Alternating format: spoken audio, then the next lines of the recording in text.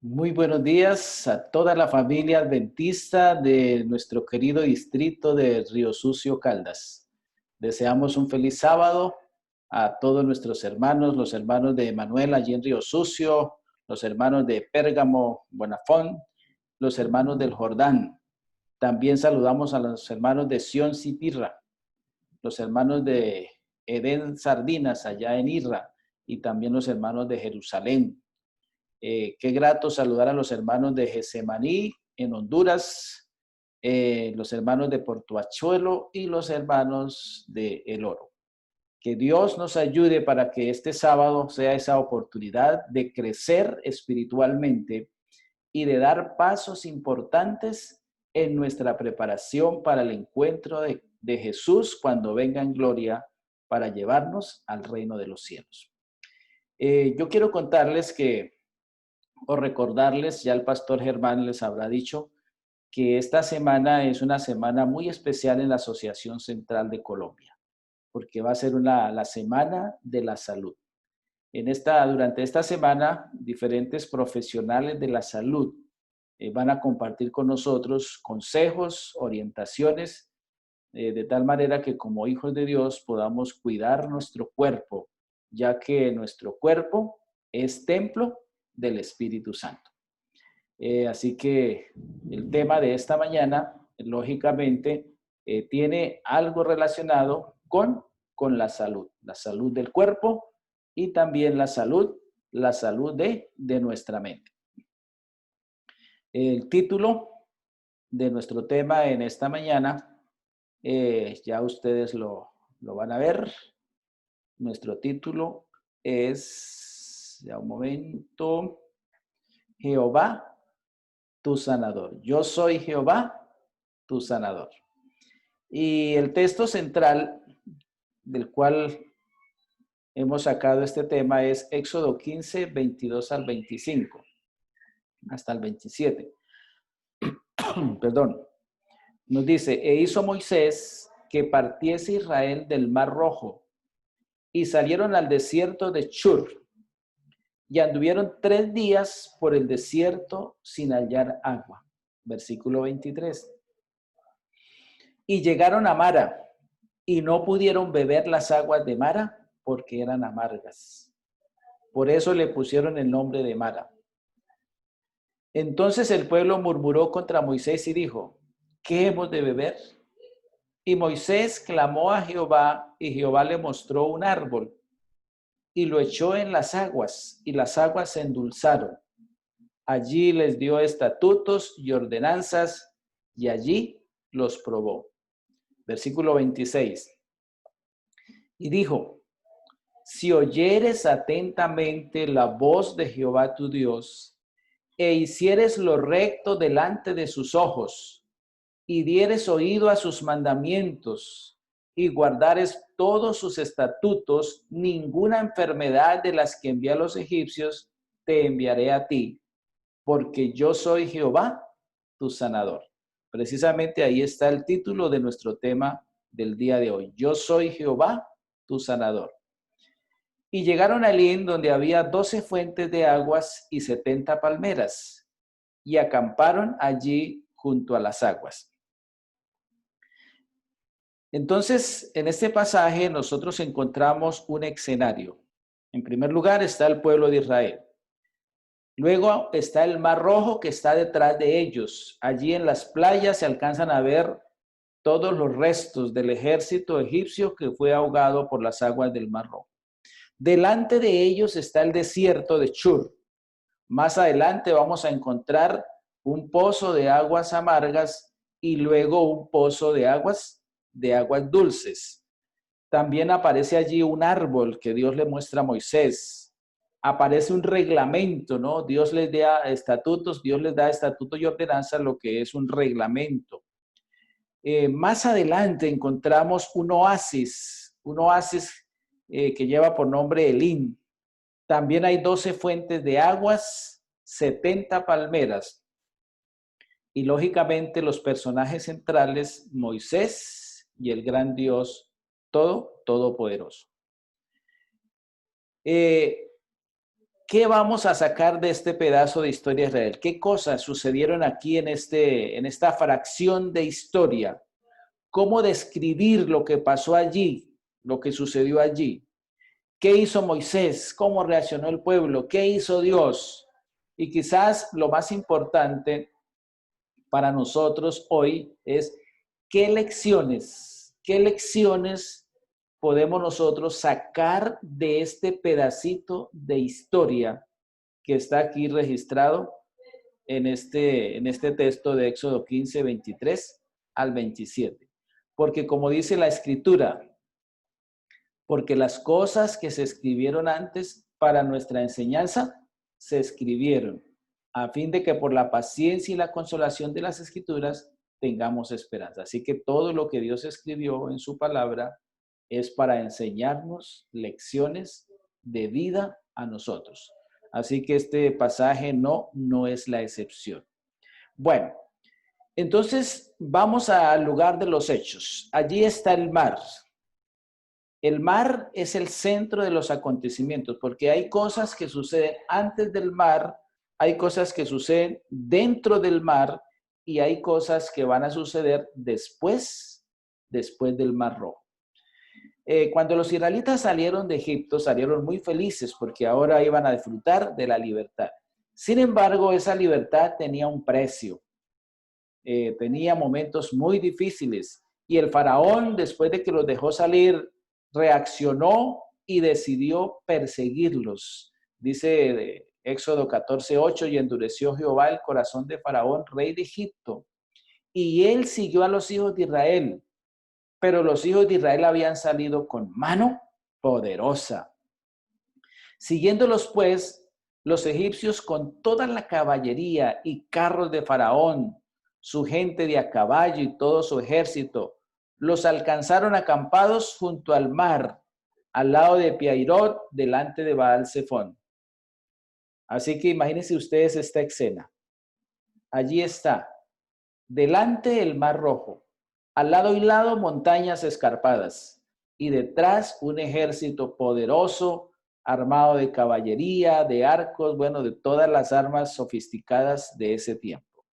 Entonces la pregunta es, ¿cómo hubiera reaccionado usted? ¿Cómo hubiera reaccionado yo? Pues lógicamente uno dice, no, pues con miedo, ¿cierto? Porque ante semejante amenaza, pues a todos nos va a dar miedo. Y como es natural, digámoslo así, en los momentos de crisis suelen aparecer líderes que dicen, bueno, y si se hubiera hecho así, si se hubiera hecho de esta manera. Esos líderes alfa que se las saben todas, en todas las dificultades y se levantan para amenazar, para criticar, para denigrar. Y allí están, Éxodo 14:11, y dijeron a Moisés, estos líderes, ¿no había sepulcros en Egipto que nos has sacado para que muramos en el desierto? ¿Por qué has hecho así con nosotros que nos has sacado de Egipto? ¿No es esto lo que te hablamos en Egipto diciendo, déjanos servir a los egipcios? Porque mejor nos fuera servir a los egipcios que morir nosotros en este desierto. Ahí están, esos líderes que se las saben todas. Siempre ha sido así, ¿cierto? Los líderes tienen que sufrir las consecuencias cuando las cosas salen mal. ¿Y cómo reaccionó Moisés ante esos líderes que supuestamente estaban representando al pueblo? Dice Éxodo 14:13, y Moisés dijo al pueblo, no temáis, estad firmes y ved la salvación que Jehová hará hoy con vosotros. Porque esos egipcios llenos de carros y de armas que hoy habéis visto, nunca más para siempre los veréis. Y el versículo 14 dice algo muy bonito, dice, Jehová peleará por vosotros y vosotros estaréis tranquilos. Entonces Jehová dijo a Moisés, ¿por qué clamas a mí? Di a los de Israel que marchen y alza tu vara y extiende tu mano sobre el mar y divídelo y entren los hijos de Israel por el medio del mar en seco. Y ante la orden de Dios, Moisés levantó su vara, su mano contra el mar, y el mar se convirtió en una autopista. Oh, qué Dios maravilloso, qué Dios poderoso. ¿Y qué líder estaba allí? Ese líder que no se dejó provocar, sino que decidió en el momento de la crisis clamar a Dios, porque él sabía que todas las soluciones están en las manos de Dios. Y el pueblo, dice la historia, que pasó en seco. El pueblo de Israel cruzó en seco al otro lado del Mar Rojo. Y los egipcios, un poco asombrados, sin embargo, se arriesgaron también y entraron en el Mar Rojo. Aprovecharon esa autopista que había quedado allí dentro del mar, pero qué sorpresa desagradable y triste se llevaron los egipcios cuando el Dios poderoso, con su mano poderosa y grande, decidió cerrar nuevamente el mar. Y como Moisés lo había dicho al pueblo, esos egipcios perecieron juntamente con su caballería y todo lo que llevaban consigo para atacar a Israel. Ese momento de miedo, de susto, de reclamos, de críticas, de acusaciones, ahora se convirtió en un canto de victoria. Y todos los israelitas se reunieron allí junto a las playas y cantaron lo que la Biblia dice, el cántico de Moisés. Ese cántico de victoria, ese canto de alegría. El Mar Rojo fue un lugar propicio para que Dios le diera a su pueblo evidencias de que no iban a estar solos, de que el poder de Dios y su grandeza los iba a acompañar. Ese milagro de la nube de día y la columna de fuego de noche les permitía a los israelitas andar como con aire acondicionado todo el tiempo. Cuando Dios abrió el Mar Rojo, no solo lo hizo para salvar a los israelitas, sino también para castigar y destruir a los egipcios y para cultivar la fe de su pueblo, la esperanza de su pueblo. Y esa salvación generó confianza, generó alegría. Y en Éxodo 15 encontramos ese cántico grande, ese canto de celebración, el canto de victoria, que dice Apocalipsis que también lo volverán a cantar los redimidos en su liberación. Yo solamente voy a leer algunos versículos de ese cántico en Éxodo 15. Dice, entonces cantó Moisés y los hijos de Israel este cántico a Jehová y dijeron, cantaré yo a Jehová porque se ha magnificado grandemente. Ha echado en el mar al caballo y al jinete. Jehová es mi fortaleza y mi cántico y ha sido mi salvación. Este es mi Dios y lo alabaré, Dios de mi Padre y lo enalteceré. Jehová es varón de guerra, Jehová es su nombre. Echó en el mar los carros de Faraón y su ejército, y sus capitanes escogidos fueron hundidos en el Mar Rojo. Los abismos los cubrieron, descendieron a las profundidades como piedra. Versículo 6. Tu diestra, oh Jehová, ha sido magnificada en poder. Tu diestra, oh Jehová, ha quebrantado al enemigo y con la grandeza de tu poder has derribado a los que se levantaron contra ti. Enviaste, oh Señor, tu ira los consumió como hojarasca. Así que, mis hermanos, este era un momento de alegría, se acabaron las críticas, se acabaron los reclamos. Solo había un ambiente de felicidad, un ambiente de triunfo, un ambiente de dicha. Qué felices se sentían los israelitas de tener un Dios capaz de abrir el mar y de cerrarlo para destruir a sus enemigos. Así que el momento no podía ser mejor. No sé cuánto pasaron allí, pero el pasaje que leíamos al comienzo nos dice que Moisés dio la orden de marcha. Y entonces Ahí está el terreno que tenían que caminar. Dice la Biblia, y Moisés le dijo, bueno, que caminaran hacia el desierto de Shur.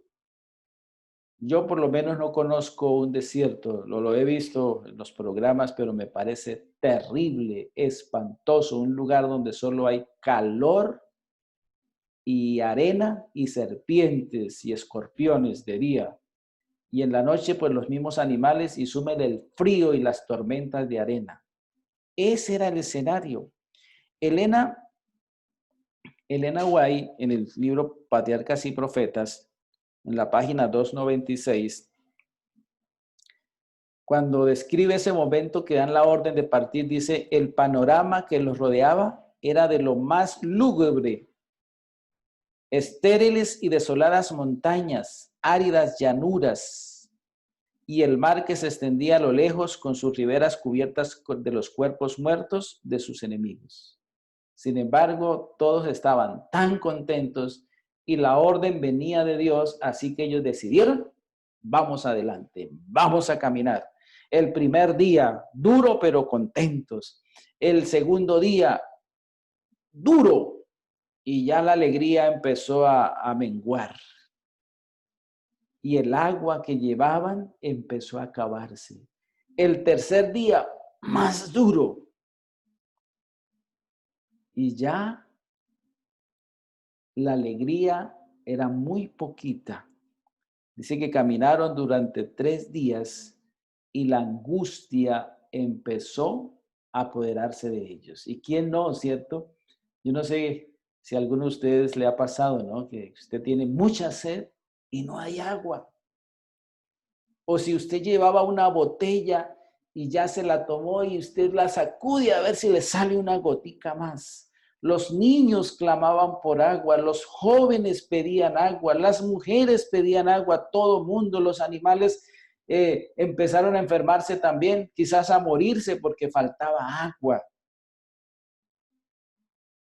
No hay cosa más terrible que cuando a una ciudad, ¿no? En una ciudad nos quitan el agua o en un pueblo. Bueno, Israel estaba en unas condiciones peores, ¿no? Que en una ciudad o un pueblo cuando, no, cuando el acueducto se daña. Y entonces empezamos a sufrir nosotros por la falta de agua. Así que es lógico que allí empiece a haber agerarse. Entonces, toda la alegría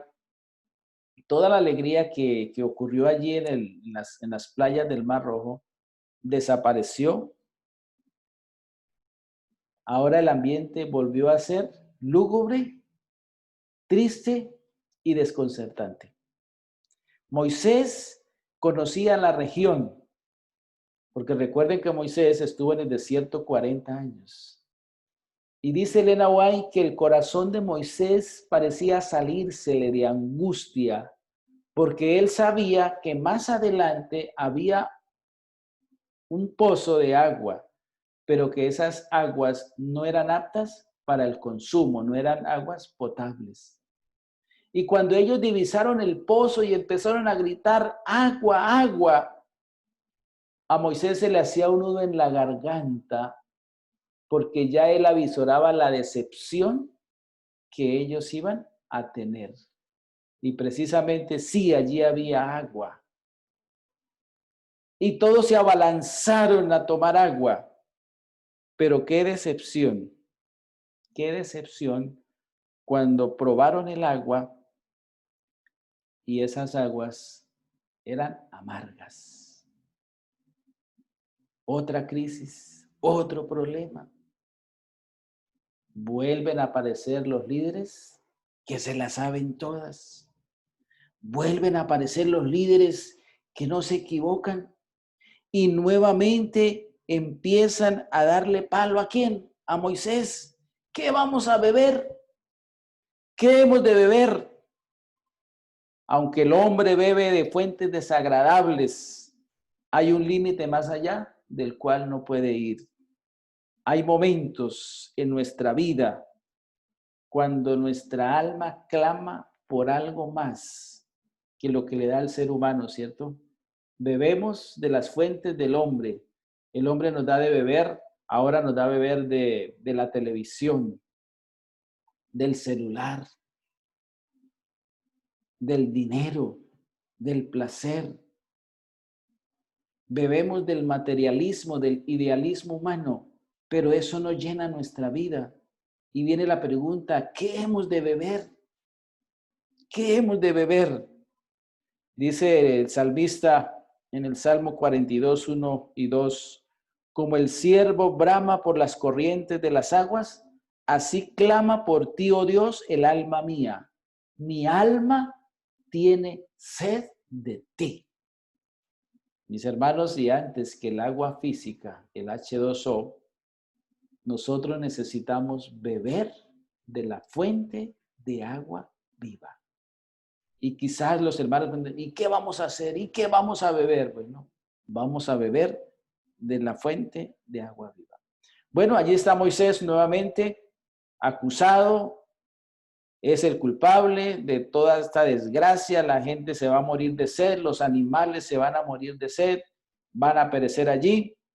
Pero Moisés no perdió la cabeza, Moisés no se dejó provocar, sencillamente se postró y clamó a Jehová.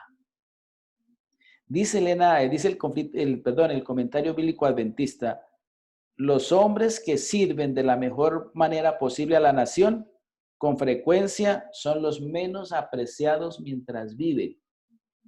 Pero cuando se mueren, les levantan monumentos y se escriben libros en honor a esos héroes. Ahí está Moisés.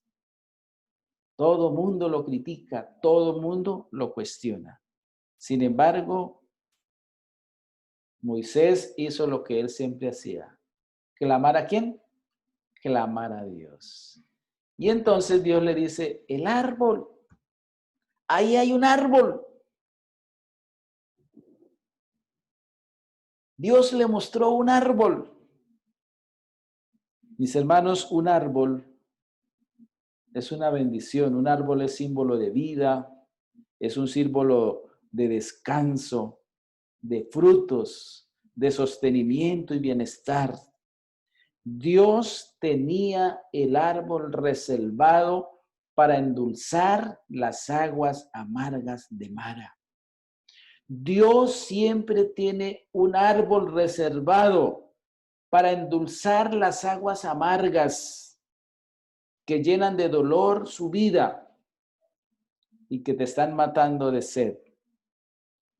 Y entonces Moisés, cuando vio el árbol y tiró sus ramas a esta fuente, cesó la sed, porque el agua se volvió un lago de agua dulce.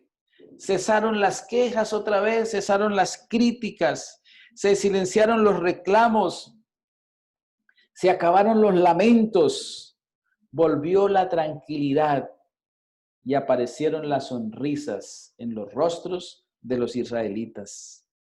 Nuevamente regresó la camaradería, regresó el compañerismo y el ambiente volvió a ser muy bonito, ¿no? El ambiente físico, social, familiar y espiritual se parecía al ambiente que habían tenido hace 3 días en las playas del Mar Rojo. Y entonces, en ese ambiente tan bonito, en ese ambiente de descanso y de reposo, Dios vio una oportunidad. Y entonces dice la Biblia, dice el relato, que Dios allí en ese momento que había mucha alegría y mucho entusiasmo, Dios decidió dar estatutos y ordenanzas. Ahora, ¿qué estatutos y qué ordenanzas iba a darle Dios a su pueblo en ese lugar?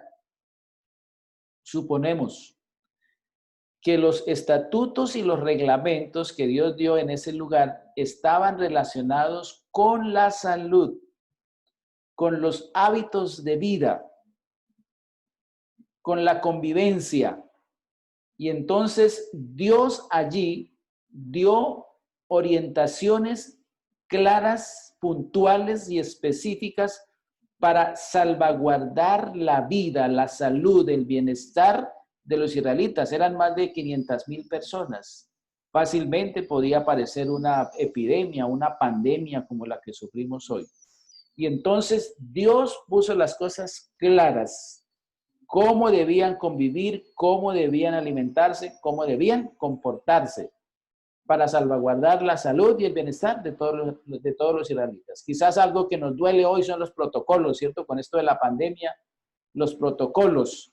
Pero mis hermanos, esos protocolos sanitarios de bioseguridad buscan proteger y cuidar su vida. Así que nosotros debemos ser los primeros en acatar esos protocolos, esas orientaciones. Si nosotros obedeciéramos todas las leyes de la salud que Dios nos ha dado, mira, hermanos, nosotros no nos enfermaríamos. Lamentablemente ya hay hermanos, hay empleados en el mundo y aquí en Colombia que empiezan a ser contaminados con el COVID-19, porque es que a todos nos da. Le puede dar a usted, me puede dar a mí. Así que Dios allí les dio esos reglamentos sobre el aseo, sobre la higiene, la alimentación, la nutrición, la sana convivencia, los hábitos saludables y algunas otras ordenanzas. También dice el Señor, dice la palabra del Señor, que Dios los probó. Mira que todo lo que hacía Dios en este recorrido de su pueblo era para educar a su pueblo, para que ellos fueran de menos a más. En Egipto habían aprendido quizás hábitos malsanos, costumbres que no eran sanas. Ahora Dios quería progresivamente ir nuevamente educando a su pueblo en todos los principios del sano vivir. Y entonces allí Dios hace un pacto, Dios hace allí un negocio con su pueblo. Éxodo 15:26. Y les dijo, si oyeres atentamente la voz de Jehová tu Dios e hicieres lo recto delante de sus ojos y dieres oído a sus mandamientos y guardares todos sus estatutos, ninguna enfermedad de la que envié a los egipcios te enviaré a ti, porque yo soy Jehová, tu sanador. Mis hermanos, el bienestar físico de Israel iba a depender de su obediencia a las leyes de la salud y a todas las leyes que Dios les había dado. ¿No es eso igual hoy? Claro que sí. Si nosotros obedecemos las leyes de la salud, ninguna enfermedad nos ataca. El bienestar físico de la raza humana, aún hoy, depende de la obediencia a todas las leyes divinas. Los egipcios con frecuencia se enfermaban de la piel y de los ojos, ¿no? Y parece que esas eran enfermedades muy frecuentes entre los egipcios. Enfermedades de la piel o enfermedades de los ojos. Los egipcios tenían médicos muy buenos. Los egipcios han aportado mucho a la civilización, ¿no? Al conocimiento, a las ciencias. Y en la medicina los egipcios eran bastante adelantados. Y los médicos egipcios eran muy buenos. Sin embargo, los médicos egipcios no se atribuían esas bendiciones o el ser acertados como médicos a sí mismos. Es decir, que los honores no eran para ellos, sino que ellos le decían al pueblo de que eran los dioses egipcios los que los habían sanado. Entonces, cuando alguien se sanaba, ya decía, gracias al dios de Egipto, o a X dios, porque ellos tenían muchos dioses, que lo había sanado. Los médicos egipcios, ellos clasificaron las enfermedades en 3 clases, ¿no? Las enfermedades que se pueden tratar, las enfermedades que se pueden impedir y las enfermedades que no pueden ser curadas. Y han pasado siglos y siglos y esa clasificación que hicieron los médicos egipcios sigue siendo la clasificación que tienen las enfermedades hoy. Las enfermedades que pueden ser tratadas, las enfermedades que no pueden ser tratadas porque ya están muy avanzadas y las enfermedades que se pueden prevenir, ¿no? Y en esa parte de la prevención, nosotros los adventistas tenemos una parte muy importante que cumplir. Bueno, entonces volvamos al asunto de yo soy Jehová tu sanador. Como los israelitas vivieron más de 400 años en Egipto, muchos de ellos llegaron a adoptar los remedios y las curaciones egipcias y pensar de que gracias a los dioses egipcios ellos podían ser sanados. Ahora Dios quiere recuperar, ¿no?, el concepto de que Él es el que nos da la vida y Él es el que no son los dioses egipcios, es Dios el que nos sana. Aún hoy, Jehová es nuestro sanador. Los médicos, los medicamentos, los hospitales, las clínicas hacen un excelente trabajo. Los médicos, los enfermeros, los especialistas, gente que se prepara, que gasta recursos estudiando, investigando, y estos profesionales llegan a ser una bendición. Sin embargo, ellos no son los sanadores. Dios, al igual que en el tiempo de Israel, en el tiempo de Egipto, sigue sanando a las personas. Dios hoy sigue siendo el Dios sanador que utiliza lo que la ciencia médica ha creado, ha desarrollado para llevar sanidad a sus hijos por todas partes. Muchas personas milagrosamente se han liberado del COVID-19 gracias a que Dios ha intervenido. Y hoy esas personas están sanas. Mis hermanos, Dios hoy sigue presente en los puestos de salud, en los hospitales, en las clínicas. Eso es milagroso cuando hay un trasplante de corazón, cuando colocan un marcapaso, cuando tienen que amputar un hígado, cuando le quitan el vaso a una persona. Conozco un hermano que no tiene vaso y sin embargo milagrosamente vive. Cuando hay que amputar un riñón. Allí en el cuarto de cirugía, en la sala de cirugía, está nuestro Dios sanador. Allí en el cuarto del enfermo que se está recuperando, ahí está nuestro Dios sanador. Qué alegría, qué seguridad tener un Dios que es capaz no solo de darnos vida, sino de preservar la vida. Pero ¿dónde termina la ruta de este pedazo de historia de los israelitas? Bueno, también Dios puede sanar el espíritu, ¿no? Antes de ir al final de la historia, quiero decirles que Dios no solamente nos sana el cuerpo, sino que puede sanar el espíritu, puede sanar la mente. Dios puede sanar nuestras emociones, nuestros sentimientos. Dios puede sanarnos del pecado, que es lo más grande, lo más maravilloso. Cuando le llevaron allí un paralítico y el Señor vio su angustia y dijo, este hombre necesita ser sanado, pero espiritualmente. Le dijo, hijo, tus pecados te son perdonados. Es posible que alguno de ustedes, los que me escuchan, que me están viendo, tenga ese problema con el pecado y ha luchado una y otra vez. Sin embargo, vuelve a enfermarse de adulterio, vuelve a enfermarse del pecado, del placer. Bueno, ven a Jesús, porque Jesús es el Dios sanador. El Señor quiere llevarnos en esta ruta a un lugar mejor. Mira que los israelitas llegaron a un lugar, dice el versículo 27, Éxodo 15, 27. Llegaron a Elim, donde había 12 fuentes de aguas. ¡Wow! ¡Qué hermoso! Y 70 palmeras.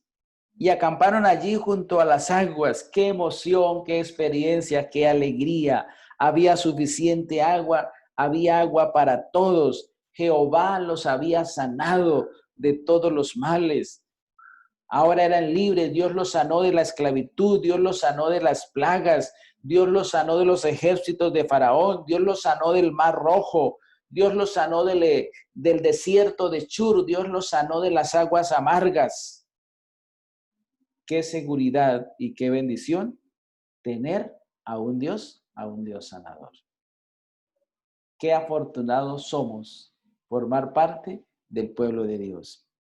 Dios hoy también quiere sacarnos de Egipto. Dios quiere llevarnos a la Canaán celestial. Quiere liberarnos de los ejércitos del faraón, quiere liberarnos del faraón, quiere liberarnos de la esclavitud, porque el faraón, el diablo, no quiere dejarnos salir de Egipto.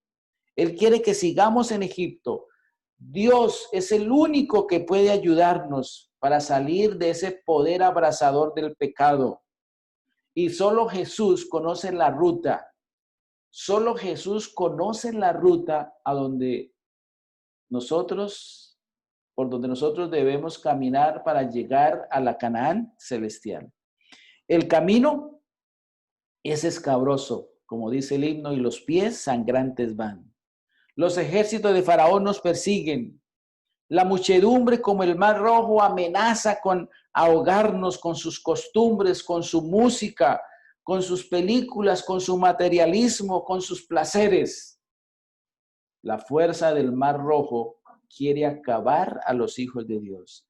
Hay desiertos lúgubres, hay momentos secos en el camino, hay momentos en los cuales las cosas son muy difíciles para nosotros, pero Dios está listo porque Él quiere ayudarnos a llegar a la Canaán celestial. Mi querido hermano, yo quiero invitarle para que se reanime.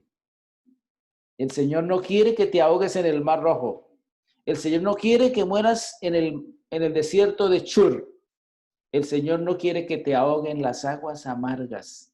El Señor quiere que tú llegues a Elín, donde hay 12 fuentes de aguas, donde están las palmas de victoria, y allí poder descansar junto al Señor Jesús por los siglos de los siglos. ¿Le gustaría a usted llegar a ese lugar soñado, llegar a ese lugar hermoso y pasar con Cristo la eternidad, pasar con sus seres queridos toda la eternidad? Si ese es su deseo, yo quiero invitarle a inclinar su rostro para que ore conmigo. Poderoso Dios, gracias porque tú nos has sacado de Egipto. Hay desiertos, hay aguas amargas, hay mares que nos amenazan. Pero Señor, queremos obedecer tu voz. Queremos obedecer tus mandamientos y tus leyes, porque queremos llegar a esa tierra soñada y queremos estar con nuestra familia a tu lado por los siglos de los siglos. Reaviva nuestra fe, nuestra confianza en ti. Esto va a pasar, oh Señor. El desierto va a pasar, el mar rojo va a pasar, las aguas amargas van a pasar. Y pronto llegaremos a Elín, donde hay 12 fuentes de agua viva y donde están las palmeras, las palmas de victoria. Gracias, oh Dios, porque has prometido estar con nosotros todos los días hasta el fin del mundo. Gracias en el nombre de Cristo Jesús. Amén. Muchas bendiciones para todos ustedes, mis queridos hermanos, y que Dios siempre les bendiga cada día.